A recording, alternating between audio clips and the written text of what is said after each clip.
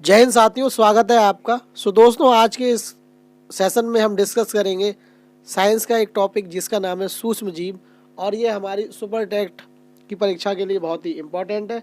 साथ ही साथ कोई भी आप वनडे एग्जाम दे रहे हैं तो यहाँ से आपका प्रश्न है वो पूछा जाता है। तो चलिए दोस्तों, प्रारंभ करते हैं। तो सबसे पहले हम बेसिक डेफिनेशन जान लेते हैं कि सूक्ष्म जीव होते क्या हैं, या आपके माइक्रो ऑर्गेनिज्म होते हैं वो क्या होते हैं। तो देखिए, अगर आप तालाब किनारे जाएं और वहाँ से आप पानी थोड़ा सा लें तो आप देखेंगे कि उसमें बहुत छोटे छोटे जीव हैं। ठीक है, छोटे छोटे जीव हैं जिन्हें आप अपनी आंखों से नहीं देख सकते हैं। तो ऐसे जीव जिसे आप अपनी आंखों से नहीं देख सकते हैं, अपनी नग्न आंखों से नहीं देख सकते हैं, उनको हम कहते हैं सूक्ष्म जीव। कौन से जीव कहते हैं? सूक्ष्म जीव कहते हैं। और फिर इन्हें देखने के लिए किसकी ज़रूरत होती है? तो इन्हें जो देखने के लिए ज़रूरत होती है वो होती है आपकी सूक्ष्मदर्शी की, यानी कि माइक्रोस्कोप की। तो जो माइक्रोस्कोप से जीव देखे जाते हैं उन्हें हम कहते हैं माइक्रो ऑर्गेनिज्म, या हिंदी में कह दें तो हम इसे कहते हैं सूक्ष्म जीव। तो दोस्तों, ये बात आप समझ गए होंगे कि बेसिकली आपके सूक्ष्म जीव कौन से होते हैं। तो ऐसे जीव जिन्हें हम अपनी नग्न आंखों से नहीं देख पाते हैं तो उन्हें हम कहते हैं सूक्ष्म जीव। ठीक है दोस्तों, अब इसमें एग्जाम्पल देख लेते हैं। तो इसमें अमीबा हो गया, आपका पैरामीशियम हो गया, तो ये सब सारे एग्जाम्पल हैं आपके सूक्ष्म जीव के। सॉरी, आपके ये सूक्ष्म जीव होते हैं वो मिलते कहाँ कहाँ हैं? तो दोस्तों, आपके जो सूक्ष्म जीव होते हैं ये आपको मिलेंगे मिट्टी में, पानी में और आपके पौधों में मिल जाएंगे। तो ये आपके सूक्ष्म जीव होते हैं, वो इस जगह आपको मिल जाएंगे। ठीक है, तो इस तरह से आप समझ सकते हैं। तो पहली डेफिनेशन बताई माइक्रो ऑर्गेनिज्म, जो आपकी नग्न आंखों से नहीं दिखते हैं तो उन्हें हम कहते हैं माइक्रो ऑर्गेनिज्म। अब ये माइक्रो ऑर्गेनिज्म होते हैं, इनको हमने 5 पार्टों में बांटा है। वो पार्ट कौन कौन से हैं? तो पहला आपका है जीवाणु, दूसरा आपका है विषाणु, फिर आपका है प्रोटोजोआ, फिर आपका है कवक और फिर आपका है शैवाल। अगर अंग्रेजी भाषा में देख लें तो जीवाणु कहते हैं बैक्टीरिया, वायरस आपका प्रोटोजोआ होता है उसे प्रोटोजोआ ही कहते हैं, फंगी कहते हैं कवक के लिए, और शैवाल को कहते हैं एल्गी। अब एक एक करके सबके बारे में हम बात करते हैं। तो सबसे पहले हमारा आता है जीवाणु। तो ये जीवाणु की स्लाइड है, ये जीवाणु का पार्ट है और जीवाणु को हम देखते हैं। तो जीवाणु होते हैं वो आपके एक कोशिकीय होते हैं। कैसे होते हैं? एक कोशिकीय। तो ये एक कोशिकीय क्या होता है? तो एक कोशिकीय का मतलब होता है कि भैया आपका जो जीवाणु है वो एक कोशिकीय है। इसका मतलब है कि उसके जितने भी उसके फंक्शंस हैं, जितने भी कार्य करना है, ठीक है, चाहे वो आपके उत्सर्जन हो गया, आपके किसी भी प्रकार का हो गया, तो उसको करने के लिए केवल एक ही कोशिका है। मतलब कि सारा का सारा काम एक ही कोशिका से आपका होगा। तो ये आपका होता है क्या? ये आपका होता है एक कोशिकीय। अब मानव में देख लीजिए, मानव कैसा है? बहुकोशिकीय। क्यों बहुकोशिकीय? उसमें आपका उत्सर्जन का अलग सिस्टम होता है, आपका तंत्रिका तंत्र अलग होता है, मैसेज पहुंचाने वाला, ठीक है, आपका श्वसन का अलग होता है। तो ऐसे जीव जिनमें हर काम करने के लिए एक स्पेशल चीज़ है तो उसे तो हम कहते हैं बहुकोशिकीय। क्या कहते हैं? बहुकोशिकीय। और ये आपका जिसमें सिंगल सिस्टम है तो उसे हम कहते हैं यूनिसेलुलर या एक कोशिकीय। तो सेल की जो खोज थी वो किसने की थी? तो सेल की जो खोज थी वो रॉबर्ट कुक ने की थी। किसने की थी? रॉबर्ट हुक ने की थी। किसने की थी? Robert Hooke. Okay, Robert Hooke. ये बात याद रखेंगे आप। ठीक है दोस्तों, फिर आपको बताना चाहूँगा कि जीवाणु उस जगह पर ज़्यादा होते हैं जहाँ पर नमी होती है। तो जहाँ पर अगर नमी ज़्यादा होगी तो वहाँ पर आपके जीवाणु होंगे वो ज़्यादा होंगे। ठीक है दोस्तों, फिर इनमें जो होता है, इसमें केंद्रक होता है वो नहीं पाया जाता है, और इसमें जो कोशिका भित्ति होती है वो पाई जाती है। कोशिका भित्ति को अंग्रेजी में कहते हैं सेल वॉल। अब जिसके पास सेल वॉल होती है, क्या होती है? सेल वॉल, तो वो अपना भोजन है वो स्वयं बना लेता है। तो भैया आपके जो जीवाणु होते हैं वो अपना भोजन है स्वयं बना लेते हैं। तो आपको एक बात याद रखनी है, एक होते हैं आपके स्वपोषी यानी कि ऑटोट्रॉप्स, दूसरे होते हैं आपके आपके परपोषी सॉरी, एक होते हैं आपके परपोषी, एक स्वपोषी होते हैं, एक परपोषी होते हैं, और एक आपके परपोषी को हम कहते हैं हेट्रोट्रॉप्स, और एक और होते हैं जिन्हें हम कहते हैं सेप्रोट्रॉप्स, जो आपके जो मरे जीव जंतु हैं या सड़े गले पदार्थ हैं उन पर रहते हैं, तो उन्हें हम कहते हैं सेप्रोट्रॉप्स। ठीक है, तो स्वपोषी जो भोजन स्वयं बना ले, परपोषी जो दूसरे पर डिपेंड हो। ठीक है, जो स्वपोषी होगा उसके पास सेल वॉल होगी और जो परपोसी होगा उसके पास सेल वॉल नहीं होगी। सेल वॉल क्या काम करती है, ये आपका जो भोजन बनाने में है मदद करती है। ठीक है दोस्तों, ये होते किस किस आकार के हैं, तो ये आपके गोलाकार, दंडाकार, सर्पाकृत आदि तरीके से होते हैं। मतलब ये आपका मतलब हो गया है इसका कि गोलाकार इस टाइप का, सर्किल टाइप का, दंडाकार मतलब डंडे की टाइप का, और सर्पाकार मतलब ये आपका सांप के तरीके का। फिर हम बात करते हैं कैप्सूल क्या होता है। तो आपने जनरली देखा होगा, क्या देखा होगा दोस्तों, कि कैप्सूल होता है उसमें क्या होता है, अंदर दवाई भरी होती है। ठीक है, बाहर ही तो कैप्सूल होता है इस टाइप का। तो ऐसे ही इसमें होता है, आपके जो जीवाणु हैं, बैक्टीरिया हैं, उनमें भी होता है कि एक कठोर आवरण होता है जिसे हम कहते हैं कैप्सूल। क्या कहते हैं, कैप्सूल। तो कठोर आवरण को हम क्या कहेंगे, कैप्सूल। फिर आता है आपका कसाभिका। तो कसाभिका क्या होती है कि इसमें एक धागे जैसी संरचना होती है इस टाइप की, तो उसे हम कहते हैं कसाभिका। और ये सपोसी होते हैं, ये तो मैं आपको बता चुका हूँ, क्योंकि जिसमें सेल वॉल होगी वो आपका सपोसी होगा। अब एक जो आपका साइनोबैक्टीरिया होते हैं, तो साइनोबैक्टीरिया, ये क्वेश्चन आपका यूपी टेट में आ चुका है कि नाइट्रोजन फिक्सेशन में कौन सा काम करते हैं, कौन से बैक्टीरिया, तो वो होते हैं आपके साइनोबैक्टीरिया। ठीक है, तो ये क्वेश्चन आपका यूपी टेट में आ चुका है जो अभी पिछले साल हुई थी। ठीक है दोस्तों, तो साइनोबैक्टीरिया क्या हो गई, तो साइनोबैक्टीरिया ऐसे बैक्टीरिया हैं जो नाइट्रोजन फिक्सेशन करते हैं। नाइट्रोजन फिक्सेशन का मतलब होता है कि भैया कि जो पेड़ पौधे होते हैं वो नाइट्रोजन सीधे नहीं लेते हैं। उनको क्या काम करना होता है, वो नाइट्रोजन को नाइट्रेट में बदलते हैं, फिर जाके उसे ग्रहण करते हैं पौधे। अब नाइट्रोजन को नाइट्रेट में बदलने के लिए क्या होते हैं, साइनोबैक्टीरियाज होते हैं। और साइनोबैक्टीरिया क्या काम करते हैं, नाइट्रोजन फिक्स कर देते हैं, जिससे वहाँ पर जो पैदावार होती है फसल की वो बहुत अच्छी होती है। फिर आपका आता है स्पाइरुलिना। स्पाइरुलिना एक प्रकार का जीवाणु है जिसका उपयोग भोजन के रूप में किया जाता है। तो आपको जीवाणु में इतनी बात याद रखनी है। क्या क्या बात याद रखनी है वो एक बार रिवाइज कर लेते हैं। सबसे पहले भैया ये एक कोशिकीय होते हैं, जहाँ पर नमी होती है वहाँ ज़्यादा होते हैं, केंद्रक इनमें पाया नहीं जाता है, और कोशिका भित्ति इन पर पाई जाती है। गोलाकार होते हैं, दंडाकार होते हैं और सर्पाकार होते हैं। कैप्सूल इनका जो कठोर आवरण होता है उससे कहते हैं। कसाभिका वो होती है जो धागे रूपी संरचना होती है।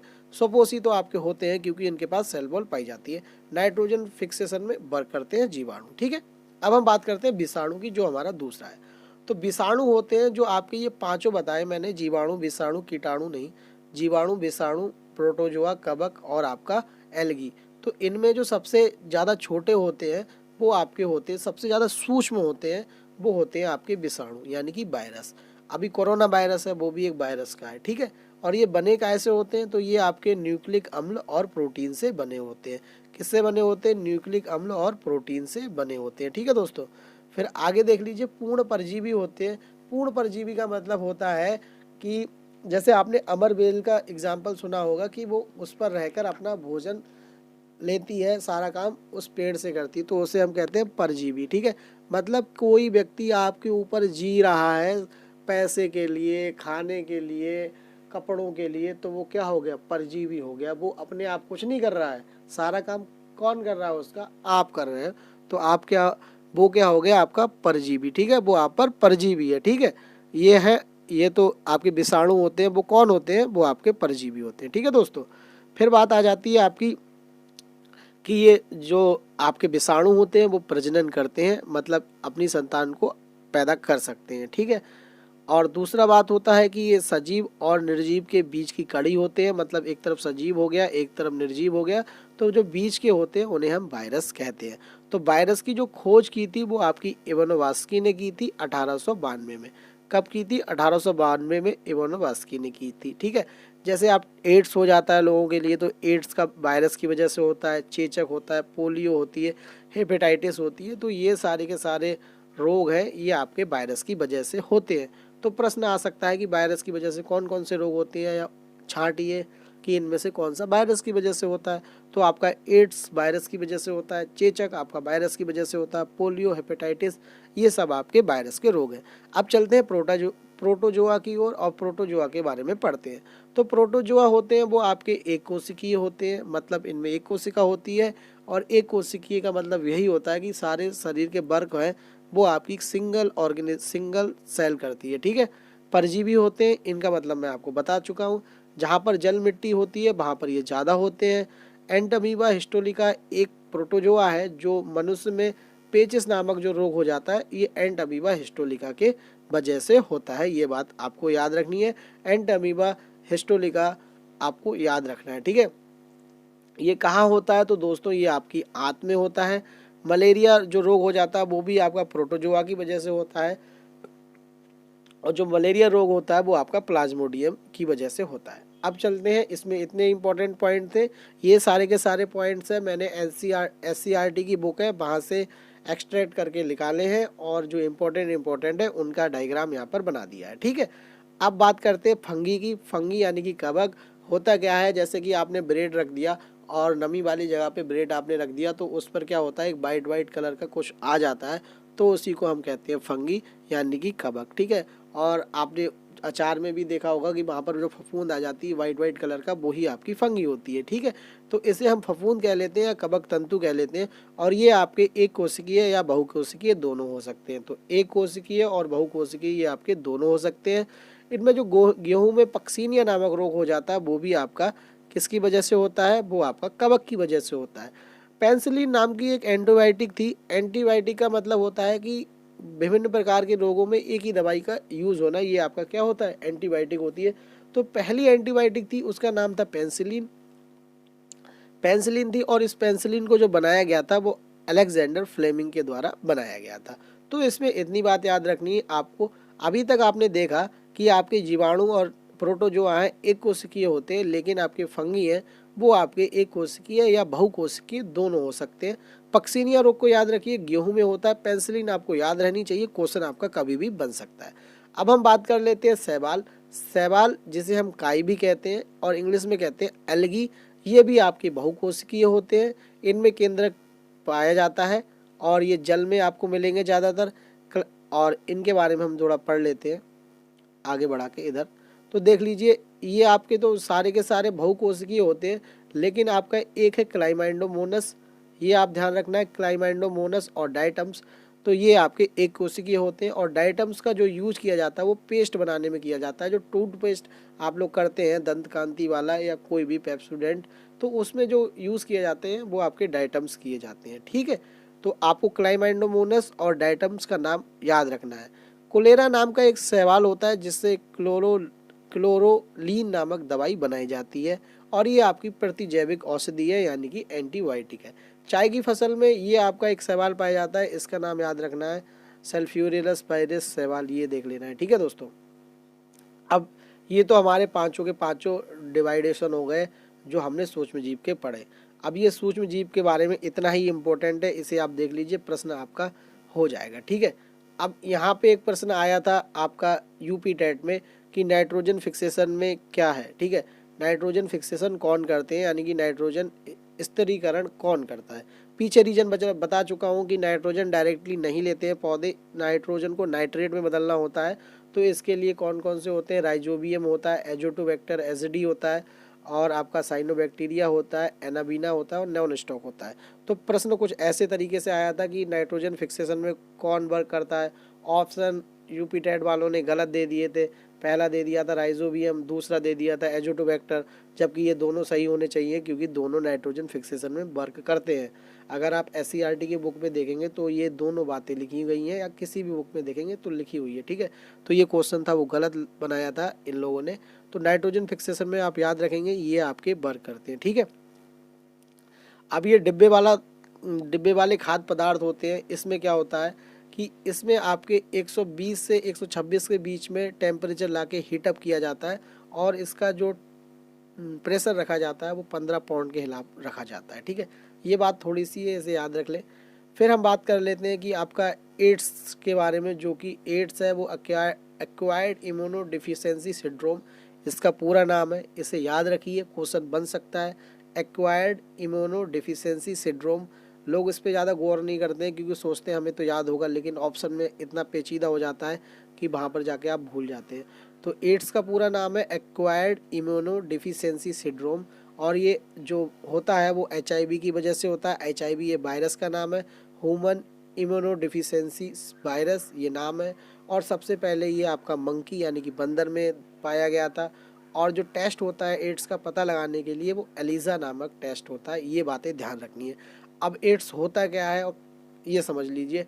तो देखिए दोस्तों, इस अगर किसी व्यक्ति को एड्स हो जाता है तो उसका जो प्रतिरक्षी तंत्र है, यानी कि उसका जो इम्यून सिस्टम है वो ख़राब हो जाता है। उसे अगर थोड़ी सी भी प्रॉब्लम हुई तो उसे तुरंत रोग हो जाता है, और जो हमारे शरीर की प्रतिरक्षा करने वाला तंत्र है वो उसका ख़राब है, इसीलिए उसे बहुत जल्दी रोग लगने लग जाते हैं। और इससे लास्टली उसकी क्या हो जाती है, अगर वो दवाई ना ले, जो कि दवाई एड्स की होती है, ठीक है, उसको प्रेफर ना करे, तो उसकी मौत भी हो सकती है। ठीक है, ये होता किस किस वजह से है, तो असुरक्षित यौन संबंध, सिरिंज का गलत यूज़, ब्लेड का गलत यूज़, इनकी वजह से आपका ये हो जाता है HIV। ठीक है, साथ ही साथ ये भी बात ध्यान रखेंगे, HIV आपका छूने से, साथ खाने से, बैठने से, तो इससे कुछ नहीं होता है, ये आपका केवल वायरस से होता है। ठीक है दोस्तों, तो ये बात हमने समझ ली। और साथ ही साथ एक बात ज़रूर याद रखिए कि 1 दिसंबर को आपका एड्स डे मनाया जाता है, वर्ल्ड एड्स डे। इस दिन आपको ध्यान रखना है कि एड्स का दिन है वो 1 दिसंबर को मनाया जाता है। ठीक है, अब ये थोड़े थोड़े रोग हैं जो आपके पेपर में बन सकते हैं, प्रश्न आपका यहाँ से आ सकता है। ठीक है दोस्तों, तो गेहूं में जो कंडुआ रोग होता है वो आपका किसकी वजह से होता है, कवक की वजह से होता है। गेहूं में आपका गिरोई रोग हो जाता है, वो भी कवक से होता है। नींबू में कैंकर रोग होता है, वो आपका जीवाणु की वजह से होता है। विलय विलग्न विलगन आलू में रोग होता है। तंबाकू में आपका मोज़ेक रोग होता है। आलू में आपका पछेता रोग, ये आपका पाइटोफथोरा के नाम से माना जिस जीव से होता है।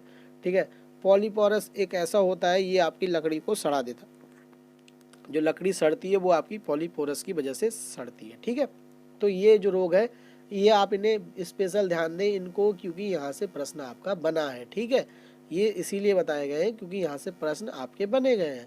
अब हम बात कर लेते हैं कि जो अनुवांशिक अभियांत्रिकी है, यानी कि जेनेटिक इंजीनियरिंग है, उसमें कौन कौन से आपके यूज़ किए जाते हैं। ठीक है, तो उसमें कोलाई है, ईस्ट है और इसेरिया है, ये नाम के जो है ये यूज़ किए जाते हैं।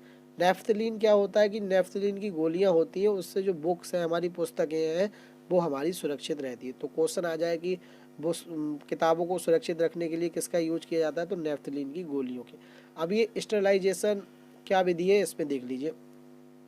स्टरलाइजेशन विधि होती है जो आपकी रेफ्रिजरेटर में यूज़ की जाती है। इसमें 5 से 10 सेल्सियस का टेम्परेचर रखा जाता है, जिससे आपकी जो सब्जियां हैं, फल हैं, वो आपकी ख़राब नहीं होती है।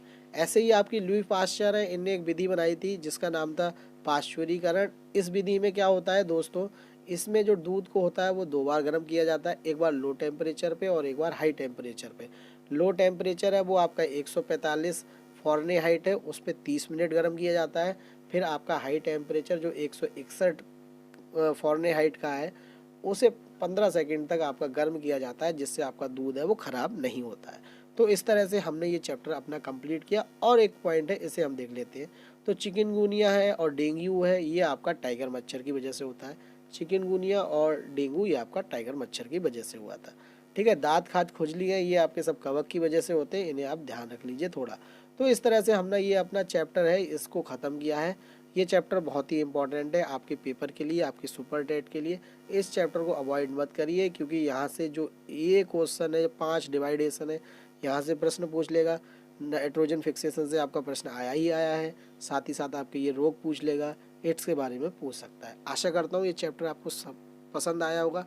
पसंद आता है तो लाइक करिए, शेयर करिए और सब्सक्राइब करिए हमारे चैनल को। हम मिलते हैं आपसे नई वीडियो में, तब तक के लिए नमस्कार, धन्यवाद।